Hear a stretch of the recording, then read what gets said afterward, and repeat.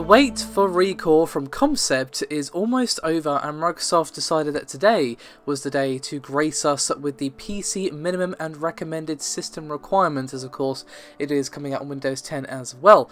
So let us begin swiftly with the minimum specs. OS unsurprisingly is Windows 10, with the architecture being x64 and the DX version being 11.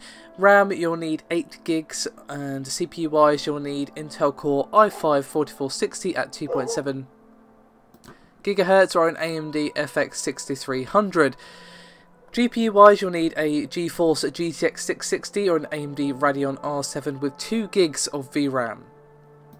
Moving swiftly on like a bird to the recommended specs, Windows 10 is of course still required, as is x64 and DX11. However, the RAM requirement has jumped up to 16 gigs, and the CPU requirement is now Intel Core i5-4590, 3.9 GHz or AMD equivalent.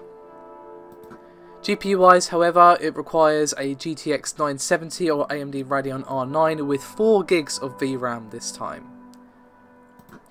Now, another important thing to note is that even though it does say that ReCore will be supporting mouse and keyboard as you expect of any PC game of note, they are recommended the use of an Xbox One controller, which of course is hardly surprising given the nature of this game. And as they've said previously, cross-platform saves between both PC and Xbox One are there as well.